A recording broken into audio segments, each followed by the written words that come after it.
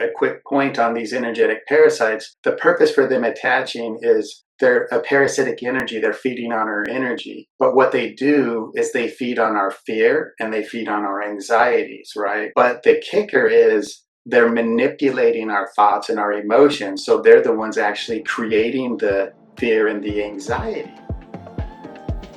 Hello, guys. Welcome back to the Darren Will Podcast. Today, my guest is Herman Petrick. He grew up with a strong Christian foundation, and currently he lives in New Zealand. He's an internationally renowned energy healer and spiritual guide. He has over a decade of experience in holistic wellness and transformation. Herman specializes in clearing energy attachments, addressing issues like sleep disturbances, anxiety, depression, and negative energy attachments. I'm excited for you guys to hear him share more about new ways to let go of fearful attachments, relationship attachments, energy attachments, so we can go deeper and learn to heal and connect with our true self. So again, thank you so much, Herman, for joining the Darren Will Podcast. Welcome, welcome.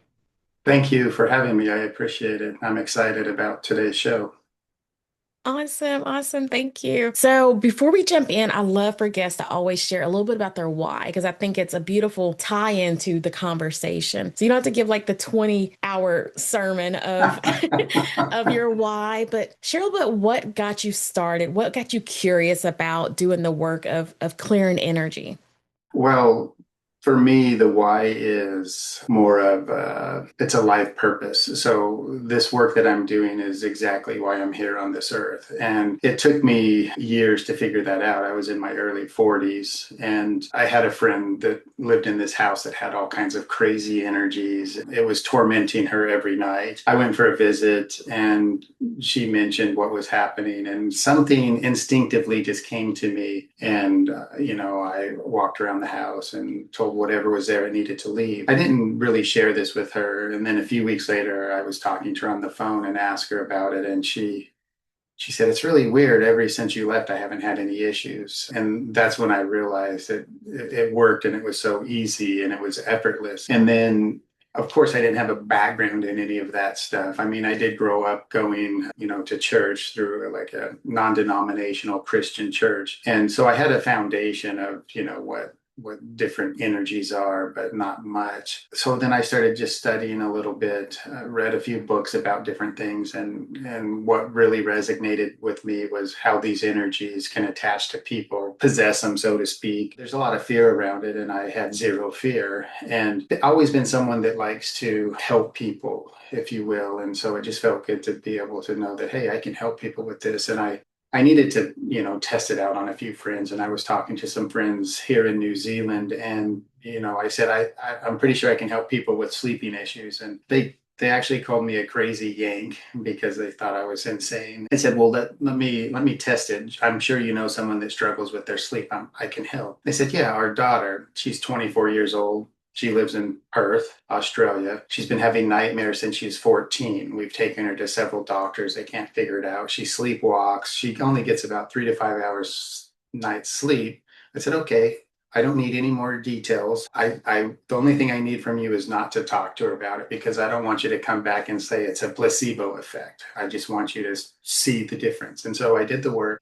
About a week, 2 weeks later, they came back to me and said, oh my goodness, she hasn't had a nightmare since you did the work. And now she's sleeping 8 to 10 hours a night. She's like a completely different person. And they were just shocked. And the mother was in her early 60s, mid 60s. And I said, how about you? How's your sleep? And she said, I didn't want to tell you this, but ever since we had that conversation, I haven't slept so good in 20 years. I used to have to take sleeping pills and I haven't taken one in the last couple of weeks since you and I chat. And I said, yeah, I did it for you as well. And then, they didn't think I was a crazy yank anymore. And Because you had evidence.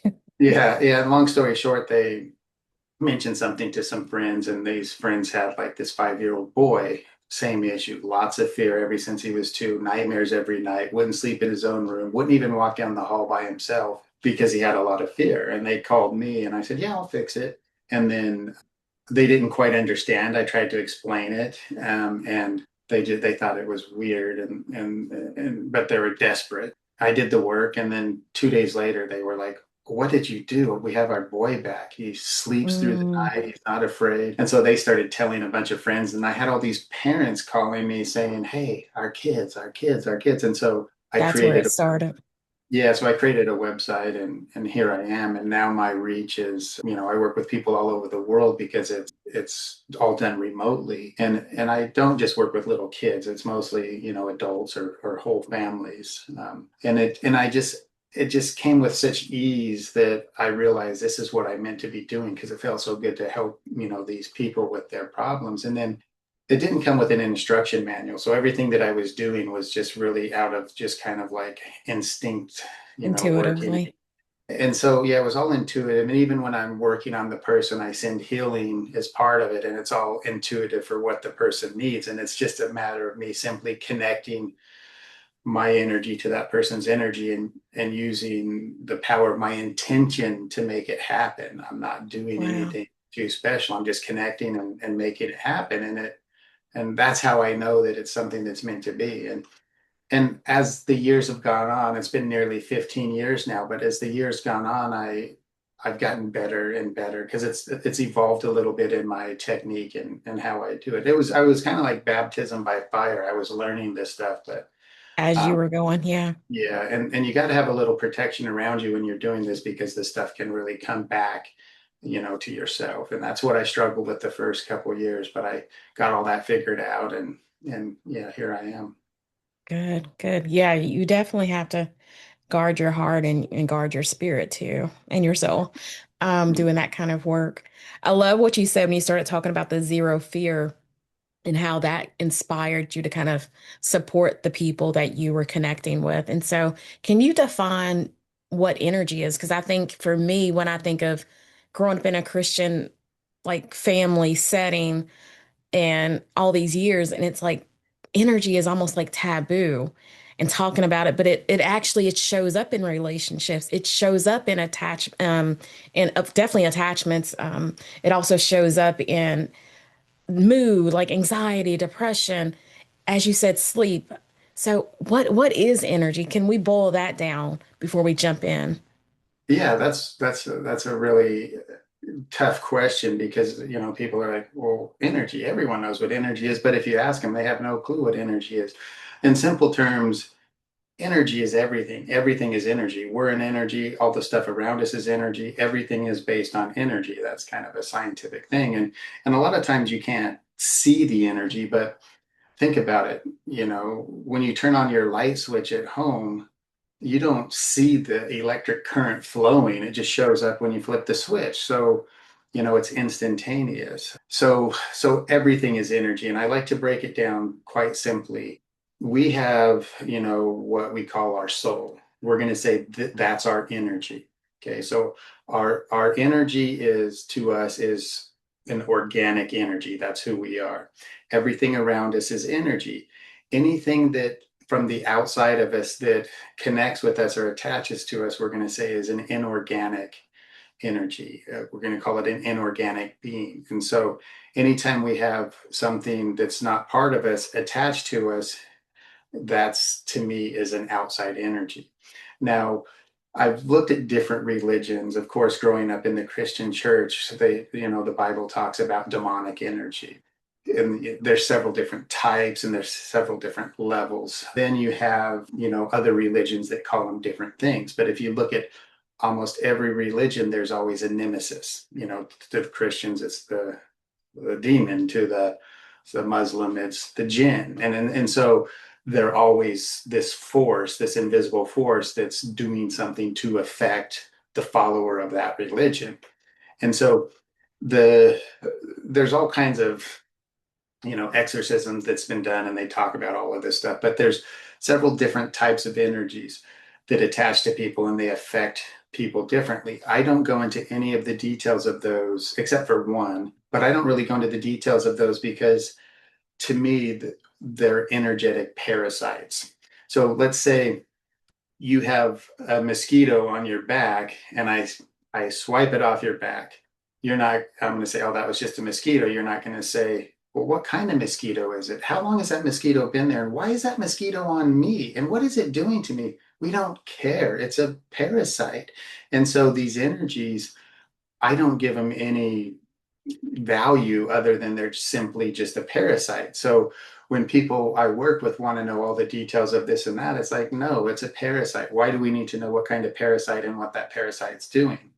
Now, I can talk in general about what that parasite can cause, and it causes a number of things. And so my job, my life's purpose here is to remove these energetic parasites from people and places, because they're both in, the people's places. Remove those energetic parasites and help people reconnect to their true authentic self, because there's so many people going around that are just disconnected from who they are. And a quick point on these energetic parasites, the purpose for them attaching is they're a parasitic energy. They're feeding on our energy. But what they do is they feed on our fear and they feed on our anxieties, right? But the kicker is they're manipulating our thoughts and our emotions. So they're the ones actually creating the fear and the anxiety. And so I always What? challenge people to question your thoughts and your emotions. Just because you have a thought or emotion doesn't mean that it's yours, but we just instantly own our thoughts as our own and our emotions as our own and we're being driven through life by our thoughts and emotions. That's how we go around through life. But if we're disconnected from who we are and we're being manipulated, we're not driving. We're not driving. It's these parasites that are driving. And it's never just one. It's like if your dog or cat has a flea, there's not just one flea. Oh, It's yeah. not how it works. So Yeah. I know that's a long answer on what energy is, but to me, energy is all around us. And we can't really see, the human eye sees 0.005% of what's out there. Like there is so much that we can't see. And it's all energy based, it's all frequency based. We see a specific light band, but everything else around us is, the spirit world around us is pretty interesting. Yeah. Yeah. Yeah. And I've always heard, I've often heard thinking about evidence based, often heard like energy being measured by like frequency, like you said, like light. When you think about submitting energy waves, and so like all these different things, we're getting energy in all these different environments. And so, but I love that energetic parasites, and I also love going back to the zero fear, like not even acknowledging what is the fear, what type of energy is it, like that's just spending extra time. That's not going to get you the healing. Let's just clear it. Let's just release that. And so let's think about what are some energetic attachments and how they show up in relationships, within people, within like all these, in like you said, in spaces. So I guess let's think about it from the relationship perspective. Then I want to jump to like the fear and mood and anxiety perspective. But how does energy show up in relationships? So when I think about like soul ties, I think you've shared it as more of like core connection. And so maybe what does that mean when you think about relationships and how that attaches? Yeah, so we're all energetic beings, and when we connect with people, communicate with people, whether it's online, over the phone, in person, we connect to each other energetically. And when we do that, we gain what's called a chord connection, and it's just a light energetic connection. And sometimes you can feel it. Like I'm sure everyone has a friend, a colleague, or an acquaintance that when they talk to after they leave the conversation, they just feel really drained and tired, and that's because someone connected with them like an energetic a cord connection and has siphoned their energy. And it's not done deliberately, it's just that they need to feed on someone else's energy because they have their own internal energetic issues. And so you leave the conversation just feeling, oh, every time I talk to this person I'm worn down. That's kind of a negative type cord connection, because someone's siphoning your energy, and sometimes you don't feel better until like you leave way from that other person. But those are just simple connections, and those, people will have thousands of those, and they gradually just disconnect over time. There's, some tricks to cut those immediately and protect yourself. But another real more powerful energetic connection would be what you mentioned as a soul tie. And a soul tie is simply a very deeper connection from one person's energy to the next, or my soul to yours, so to speak. But those only typically happen when you're very close to someone. So like a partner, like a boyfriend or a girlfriend. And when you're intimate with someone and in love and you just feel really connected with that person, but then the relationship ends, you still have that cord connection, but I'm sorry, that soul tie. But think of the soul tie as like a bridge from their soul to yours. And so a lot of times when, say, you end a relationship, it's because it, just wasn't the right fit, whatever it may be. And it wasn't the right fit, but a year later or so, or 6 months later, even 2 years later or more, this person always pops up in your head and you don't understand why. And it's that connection. But also think of it like a spider web of energy. And so your connection with them, if they're in a very toxic environment and they're picking up all these nasty energetic parasites, that parasite can go across that web right over to you. So you're picking up some of the negativity that person, your ex partner, has been dealing with. It can kind of flow to you just that easy. And so when you think about it from childhood, you're in high school and you have a boyfriend or a girlfriend, and then you're in college or an adult. How many, partners do people have? Sometimes it's, one, two, three, or even more. And so, you're walking around with all these past connections that are really bogging down your energy.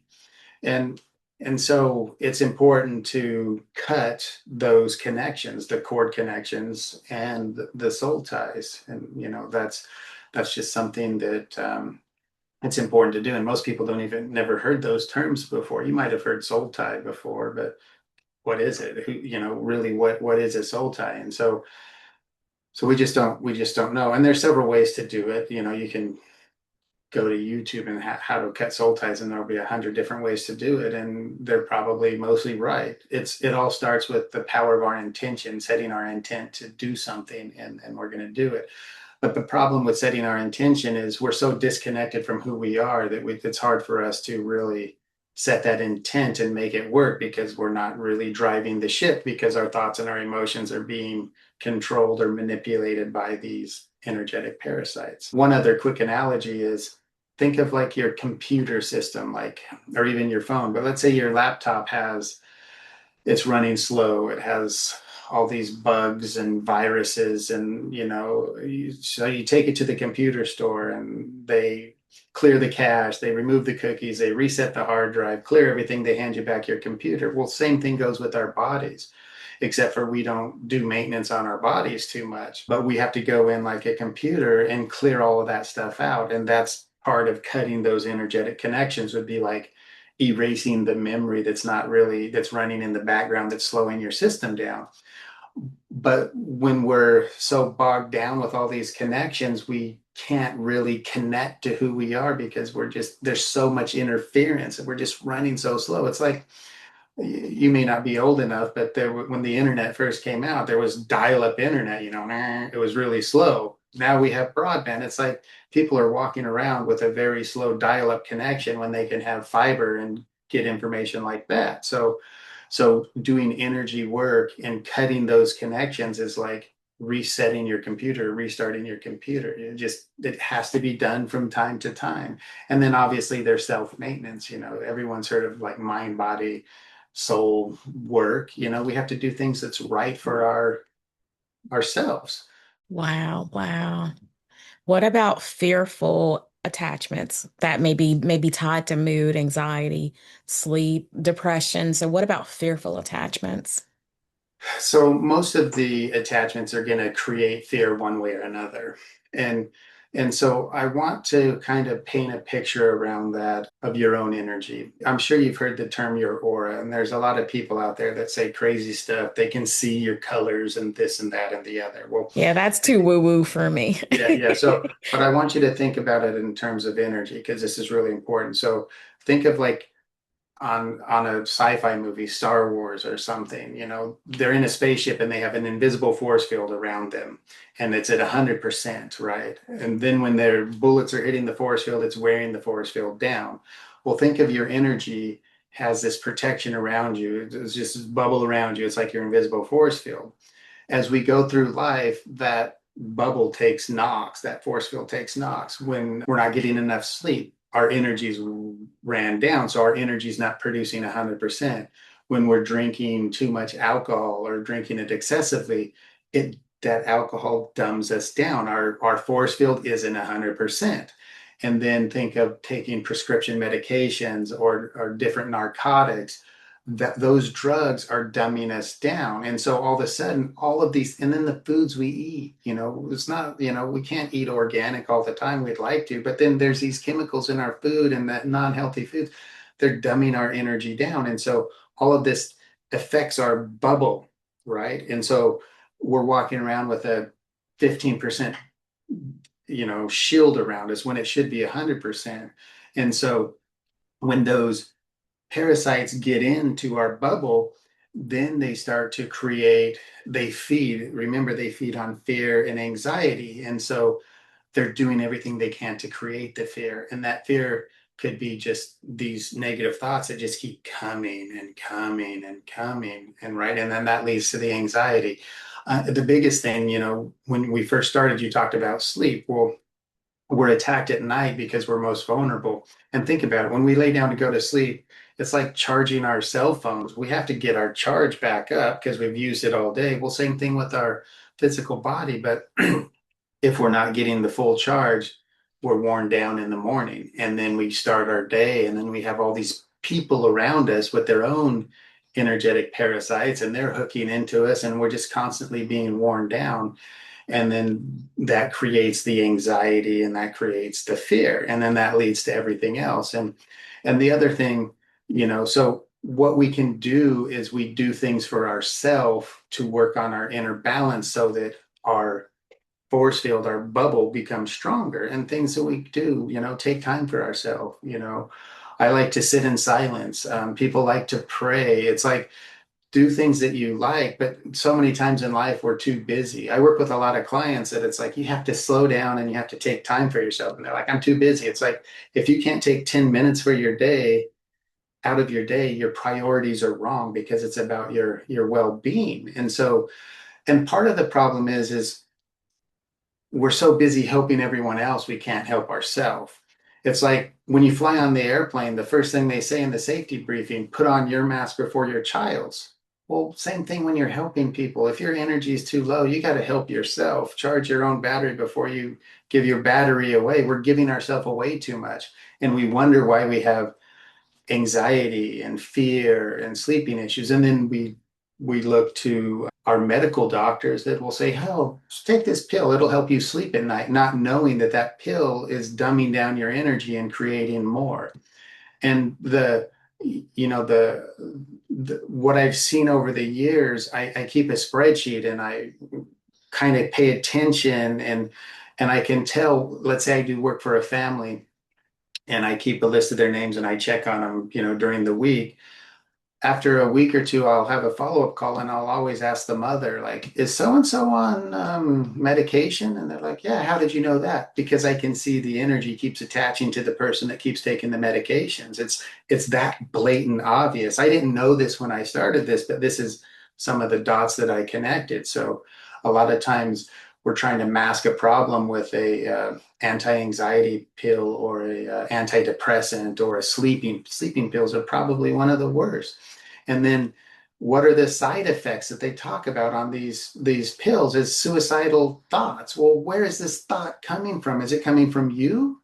No, it's coming from the energetic parasite that's attaching to you because you're dumbing yourself down and letting these things in through dumbing down of your energy, when we should be really working on our energy and building our energy up. We're masking, we're putting a band-aid on a big gash that doesn't cover it. And That's so good. No, I no, wrote a that's big good. That's good to think about, like, what's the source? Because I think sometimes you're many times, not even just sometimes, I think many times the medication or the medical field, it's literally set up to make people a recurring client. well, It's it's it's about it, money. It's it's about about money. let's money, putting let's keep band-aids you on alive. it. Let's keep you alive, but keep you not so well. Mm, yeah, yeah.